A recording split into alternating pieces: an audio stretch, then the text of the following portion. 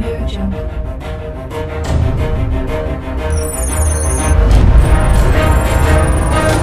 Audio Jungle. Audio Jungle.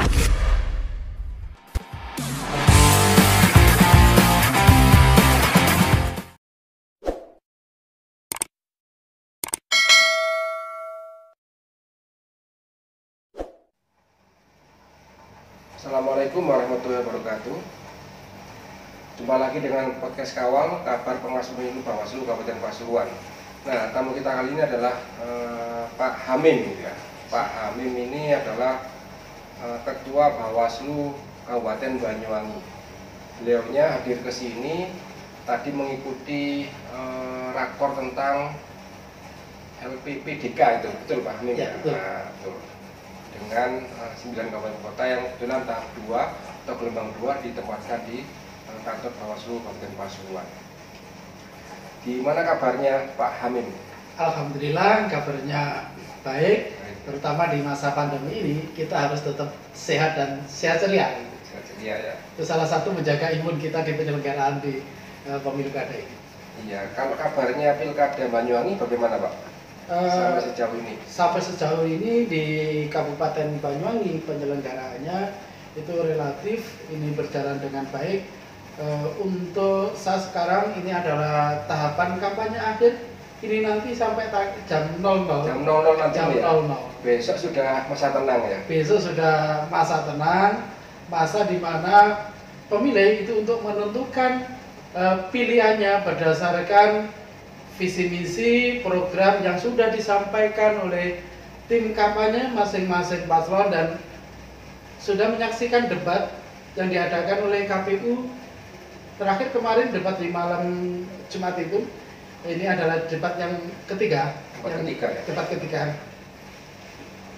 Oke Pak Hamim, sepanjang tahapan pilkada ya mungkin dari awal sampai hari terakhir kampanye hari ini ya, itu apa ada peristiwa-peristiwa yang mungkin menonjol Pak di pilkada Banyuwangi? Terima kasih. Di pilkada di masa pandemi ini berbeda dengan pilkada-pilkada sebelumnya yang pernah terjadi di Indonesia bahkan di dunia. Iya. Nah, pengawasan kita ini tentunya juga berbeda dengan pengawasan tahapan-tahapan pilkada sebelumnya. Ada dua tugas di Bawaslu ini saat sekarang. Ini adalah tugas pengawasan elektoral, yang kedua pengawasan non-elektoral. Pengawasan elektoral ini adalah pengawasan terhadap tahapan dan pelaksanaannya. Jadi tahapan mulai dari tahapan pendaftaran sampai saat sekarang ini adalah tahapan di kampanye. Kemudian ada pengawasan yang non-elektoral. Ini yang membedakan dengan tahapan pemilu sebelumnya. Pengawasan non-elektoral ini adalah pengawasan Bawaslu terhadap penyelenggara pemilu, terhadap peserta pemilu kada dari tim kampanye dan masyarakat dalam mengikuti kegiatan kampanye, kegiatan-kegiatan kepemiluan ini harus taat protokol kesehatan. Dan itu sudah diatur juga tentang pelaksanaannya berdasarkan PKPU 13 tahun 2020 itu di tahapan pilkada di masa pandemi ini. Iya, jadi pengawasannya dua ya, elektoral dan non-elektoral. Elektoral itu berkaitan dengan pengawasan prokes itu ya, protokol kesehatan. Protokol kesehatan, betul. Nah, Pak Hamim di Banyuwangi ya, itu sampai hari ini ya, itu mungkin apa ada catatan pelanggaran Pak Ya. di Banyuwangi itu sudah berapa jenis pelanggarannya apa saja mungkin bisa disampaikan. Oke. Di Kabupaten Banyuwangi ini ada pelanggaran yang sudah ditangani. Salah satunya adalah pelanggaran administrasi. Pelanggaran administrasi ini yang terbanyak ini yaitu tentang penertiban di pemasangan alat peraga kampanye. Di Kabupaten Banyuwangi ini kita sudah sudah ada surat terkait dengan penanganan pelanggaran administrasi yang sudah kita sampaikan ke tim kampanye. Itu kita sudah terbitkan ada 52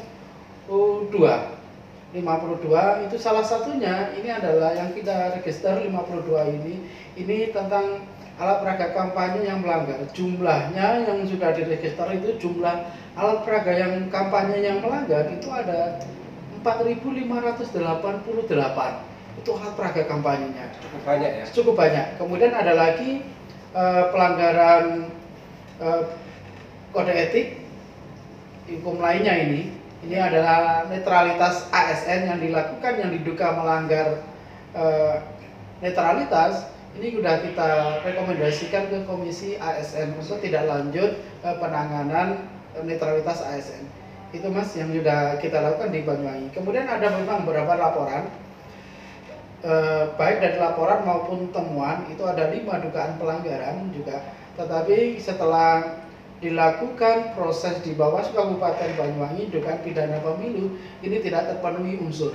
Jadi ada yang register, setelah itu tidak terpenuhi unsur, ya sudah kita hentikan gitu. Tapi ketika terpenuhi unsur, nanti kita akan tidak lanjuti setelah pembahasan kedua ini ke kepolisian. Tapi selama ini di Kabupaten Banyuwangi ini belum terpenuhi unsur. Yang pelanggaran ASN itu Pak, mungkin itu agak menarik itu ya. Ya. Si ASN ini dia melakukan apa Pak? Sampai kemudian apa? Dia komen pelanggarannya itu langsung atau melalui medsos atau bagaimana? Ya.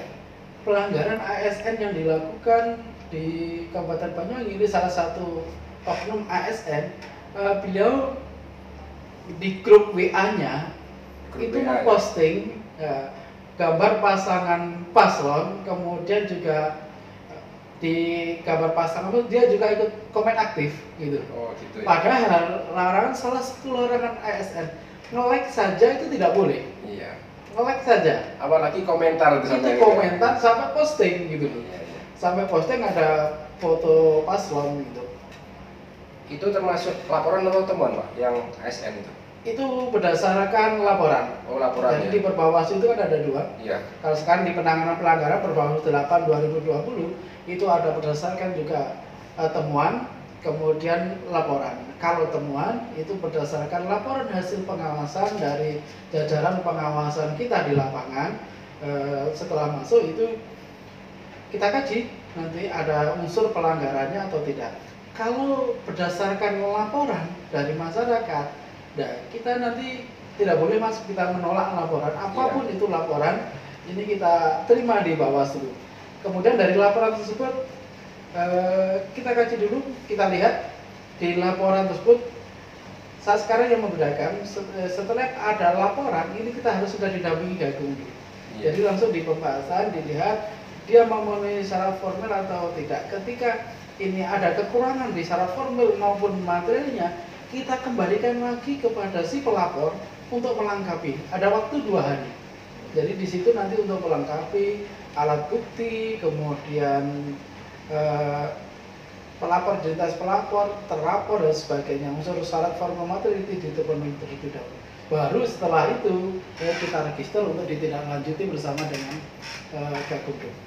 Berarti yang ASN itu sudah melampaui tahapan itu semua itu? Sudah. Termasuk yang di pemanggilan itu ya? Ya, sudah dilakukan klarifikasi bersama ya. Gakumdu. Pada waktu itu di ASN ini di laporannya ada dugaan pidana. Ya. Ada dugaan pidana karena di foto-foto di grupnya, di screen itu ada gambar amplop gitu. Ada gambar amplop, kemudian ada uang. Itu yang di-share oleh si ASN tersebut. Tapi unsur untuk tidak pidana pemilunya ini tidak terpenuhi karena uangnya ternyata itu hanya uang dari dia dan tidak dikasihkan, jadi cuma dia foto aja. Setelah itu diproses klarifikasi. Uangnya sendiri. Uangnya sendiri, tidak sampai dikasihkan. Tapi di tidak pidana ini tidak terbukti, artinya tidak kita ketemukan, ya kita tidak lanjuti yang untuk netralitas undang-undang lainnya, jadi undang netralitas AS-nya. Nah ini kan besok sudah, bukan besok ya, nanti tengah malam Pak. Tengah malam. Ini sudah masuk masa tenang ya. Apa persiapan dari Bawaslu Kabupaten Banyuwangi ini menyongsong masa tenang? Di tahapan masa tenang ini kita sudah koordinasi dengan jajaran di pengawasan kita, kemudian kita koordinasi dengan KPU Kabupaten Banyuwangi di pasal 31 itu di PKPU. Itu untuk penertiban alat peraga kampanye ini adalah KPU berkoordinasi jadi dengan Bawaslu, Satpol PP dan sebagainya. Kita sudah koordinasikan untuk penertiban alat peraga kampanye. Mekanisme pencegahan tetap kita lakukan surat himbauan dulu kepada tim kampanye masing-masing calon untuk dengan sadar diri ini untuk menertibkan. Kalau tidak ditertibkan berarti mulai nanti malam usul 00 itu sudah kita tertibkan bersama dengan jajaran kita. Ada waktu 3 hari untuk penertiban.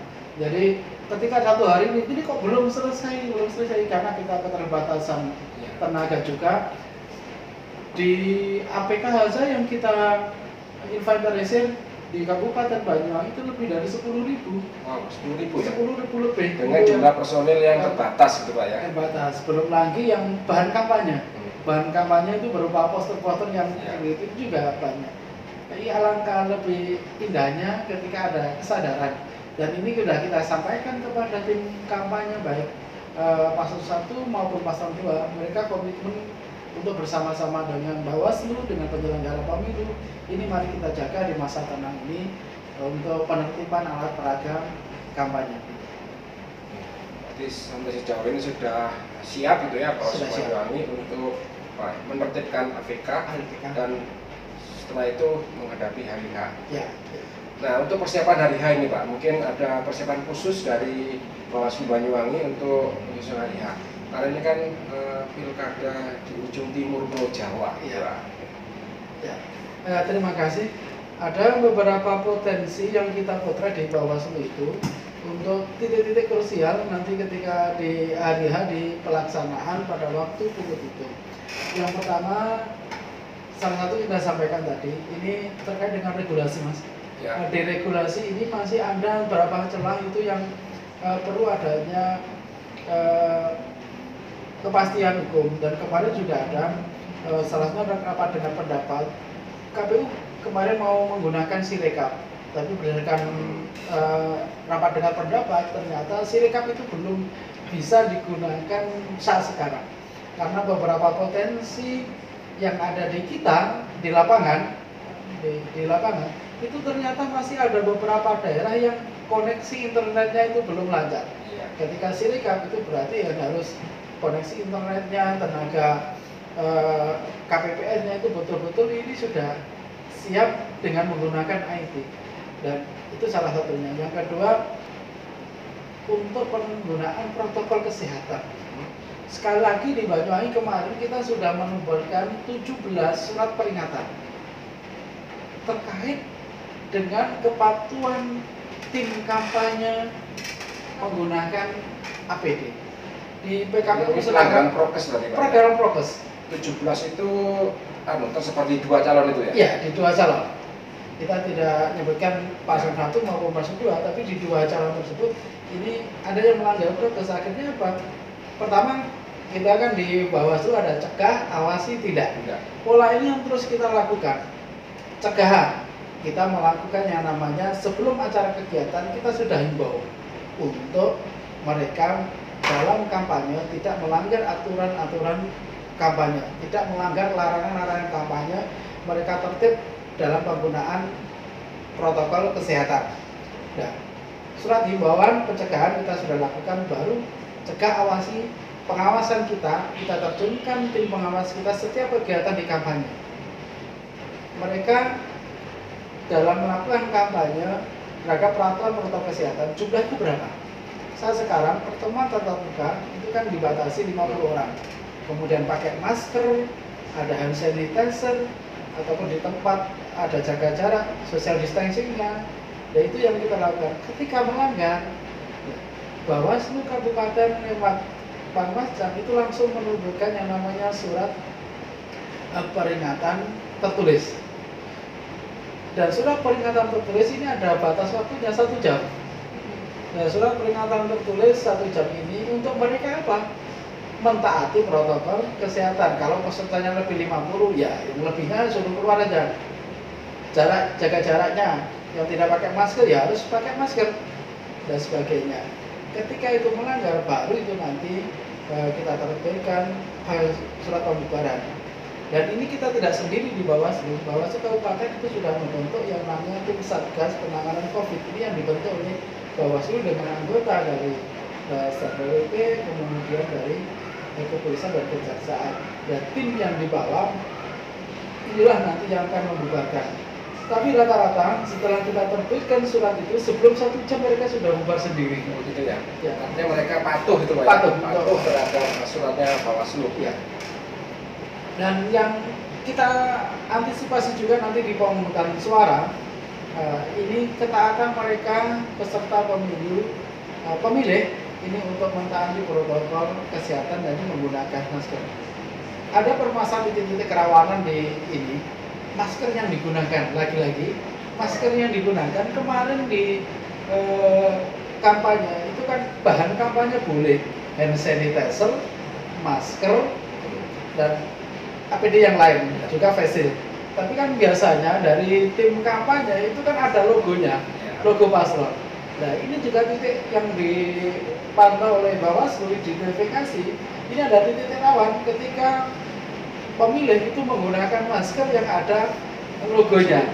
Padahal di masa tenang, apalagi di masa hari H itu tidak boleh lagi adanya bahan kampanye yang disebar ataupun yang dipakai. Ini kita sudah koordinasikan dengan jajaran pengawas kita. Pengawas pemilu di tingkat bawah KPPS di Banyuwangi itu ada 3.745 pengawas TPS, 217 pengawas yang di tingkat desa kelurahan, ada 75 pengawas yang ada di tingkat kecamatan. Mereka sudah kita bintek 3 kali. Pada tanggal 16 kita bintek pertama pada waktu pelatihan pelantikan pengawas TPS, kemudian tanggal 2 kemarin bintek yang kedua. Besok di hari Minggu ini juga ada bintek lagi untuk pengawas TPS yang ketiga. Dan semuanya alhamdulillah ini sudah mentaati protokol kesehatan di jajaran kita, baik tenaga pengawas yang di tingkat kecamatan sampai pengawas TPS itu sudah kita rapi. Sudah kita rapi. Binteknya untuk BTPS itu apa Pak? Langsung luring atau daring? Kita secara langsung, tapi secara bertahap. Oh, bergelombang. Jadi untuk tetap dalam bintek harus mentaati protokol kesehatan. Jadi sejumlah 3.405 pengawas TPS itu secara bergelombang di masing-masing, ada yang dilakukan di masing-masing desa. Ada lagi yang di satu tempat tapi secara bertahap, dibedakan jamnya. Yang dilakukan oleh teman-teman jajaran kita di pengawasan kecamatan. Nah ini Pak, ini kan menjelang hari ya.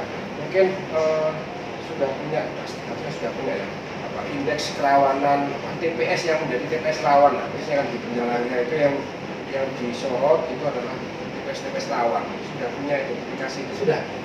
Dan persiapan untuk mengantisipasi itu bagaimana dari Bawaslu Banyuwangi?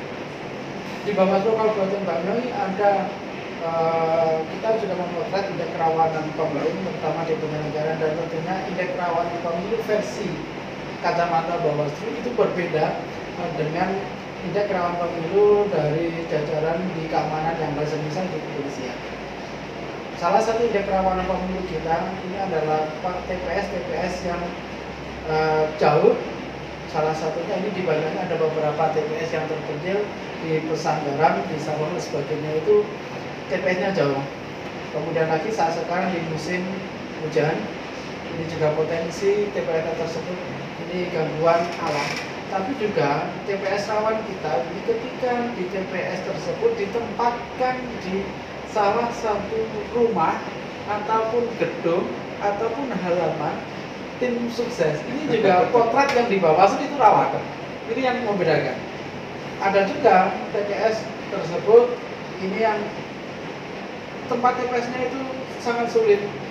Mencari TPS yang luas itu jangan. Ini kita temukan juga di salah satu kabupaten kita itu di kecamatan kita ada di Munjar. Munjar itu kan daerah yang padat gitu. Ya. Padat betul. Untuk mencari tempat yang lapang dengan representatif itu sulit. Tapi kita sampaikan bahwa kerjasama dengan pemerintah desa, mungkin ada gedung ataupun tempat yang bisa digunakan untuk pembuatan TPS. Karena di tahun-tahun sebelumnya TPS tersebut itu ditaruh di pekuburan umum, tanah makam kuburan. Karena memang nggak ada Benar-benar rawan Pak. Rawan. Tapi juga sangat rawan. Ketika itu versi dari teman-teman, ketika kita cari informasi, bagaimana ketika itu dipindah, itu malah lebih rawan. Rawan apa? Mereka tidak ketika jauh tidak menggunakan hak. Oh, soal jarak berarti Pak. Jarak. Kerawanannya mereka malah tidak menggunakan hak pilihnya. Oke. Mungkin saya kira itu bincang singkat kita dengan Pak Hamim, Ketua Bawaslu Kabupaten Banyuwangi. Terima kasih Pak atas kehadirannya di Pasuruan. Saya tutup dengan pantun aja Pak ya. Ya, terima kasih. Sama nanti saya tutup juga dengan batu. Oke gitu Pak, silakan. Dari Banyuwangi ke Pasuruan, Tubuh Wangi sungguh menawan. Sekarang sudah tahapan akhir pemilihan. Kalau ada gugatan sengketa diselesaikan. Terima kasih. Buah naga banyak durinya. Ya. Kena durinya bagai di saya sendiri. Jangan ditanya kapan Bawaslu pulangnya, karena Bawaslu bersama rakyat sedang tegakkan keadilan pemilu. Ini keren juga di pantunnya Pak. Oke, terima kasih. Sampai ketemu di edisi berikutnya.